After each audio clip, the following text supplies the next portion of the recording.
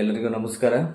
ಇಂದಿನ ವಿಡಿಯೋದಲ್ಲಿ ನಮ್ಮ ರಾಜ್ಯದ ಮಾಜಿ ಮುಖ್ಯಮಂತ್ರಿಗಳಾದ BS ಯಡಿಯೂರಪ್ಪನವರು ನಮ್ಮ SSLC ಪರೀಕ್ಷೆಯನ್ನು ಬರೆಯಲು ಸಿದ್ಧರಾಗ್ತಿರುವಂಥ ಮಕ್ಕಳಿಗೆ ಮಾರ್ಗದರ್ಶನದ ಮಾತುಗಳನ್ನು ಹೇಳಿದರೆ ಯಾವ ರೀತಿ ಹೇಳ್ಬೋದು ಅಂಥೇಳಿ ಅವರ ಧ್ವನಿಯ ಅನುಕರಣೆಯ ಪ್ರಯತ್ನ ಹೇಗೆ ಬಂದಿದೆ ಅಂತ ಪ್ರತಿಕ್ರಿಯೆ ನೀಡಿ ತಪ್ಪಿದ್ದರಲ್ಲಿ ಕ್ಷಮಿಸಿ ಅಂತ ಹೇಳ್ತಾ, ನೋಡಿ ಸ್ವಾಮಿ, ಎಲ್ಲರಿಗೂ ನಮಸ್ಕಾರ.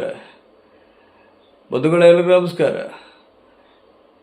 ಮಾರ್ಚ್ 21ಕ್ಕೆ SSLC ಮಕ್ಕಳು ಪರೀಕ್ಷೆನ ಬರಲಿಕ್ಕೆ ಸಿದ್ಧರಾಗ್ತಾ ಇದ್ದಾರೆ. ನೋಡಿ ಮಕ್ಕಳೇ, ನಿಮಗೆ ನಾನು ಹೇಳೋದೇನಂತ ಹೇಳಿದ್ರೆ, ಯಾವುದೇ ಕಾರಣಕ್ಕೂ ಆತಂಕ ಪಡ್ಕೋಬೇಡಿ. ಯಾಕೆ ಅಂತ ಹೇಳಿದ್ರೆ, ವರ್ಷ ಪೂರ್ತಿ ಅಧ್ಯಯನ ಮಾಡ್ತೀರಾ.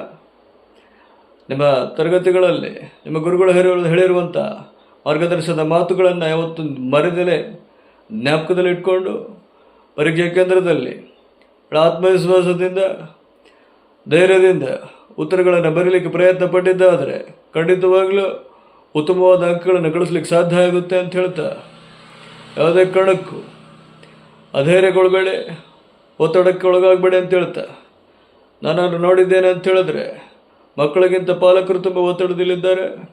ಯಾವುದೇ ಕಾರಣಕ್ಕೂ ಒತ್ತಡಕ್ಕೆ ಒಳಗಾಗಬೇಡಿ, ಮಕ್ಕಳನ್ನು ಕೂಡ ಒತ್ತಡಕ್ಕೆ ಬೀಳಿಸ್ಬೇಡಿ ಅಂತ ಹೇಳ್ತಾ, ಪಾಲಕರಿಗೆ ನನ್ನ ಕಿವಿ ಮಾತು, ಮಕ್ಕಳ ಮೇಲೆ ಯಾವುದೇ ಕಾರಣಕ್ಕೂ ಒತ್ತಡ ಹೇರಬೇಡಿ ಅಂತ ಹೇಳ್ತಾ, ಎಲ್ಲ SSLC ಪರೀಕ್ಷೆಯನ್ನು ಬರೆಯಲು ಸಿದ್ಧರಾಗ್ತಿರೋಂಥ ಎಲ್ಲ ಮಕ್ಕಳಿಗೆ ಒಳ್ಳೆಯದಾಗಲಿ ಸ್ವಾಮಿ.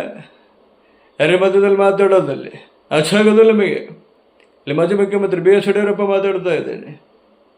ತಲೆ ತೇಗಿ ಕೊಡೋದು ಎಳ್ನೀರು ಬಿಡ್ರೆ ನೇರದಲ್ಲಿ. ನೋಡಿ ಸ್ವಾಮಿ, ಕರ್ನಾಟಕ ರಾಜ್ಯದಲ್ಲಿ ನಾವೆಲ್ಲ ಉತ್ತಮವಾದ ಆಡಳಿತ ಕೊಟ್ಟಿದ್ದಾವೆ.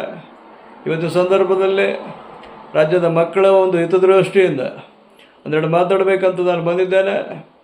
ಎಲ್ರಿಗೂ ಕೂಡ ನನ್ನ ವಂದನೆಗಳನ್ನು ತಿಳಿಸ್ತಾ, SSLC ಪರೀಕ್ಷೆಯನ್ನು ಬರೆಯುವಂಥ ಮಕ್ಕಳಿಗೆ ಶುಭವಾಗಲಿ ಅಂತ ಶುಭ ಹಾರೈಸ್ತಾ ನನ್ನ ಮಾತನ್ನು ಮುಗಿಸ್ತೇನೆ. ಎಲ್ರಿಗೂ ನಮಸ್ಕಾರ.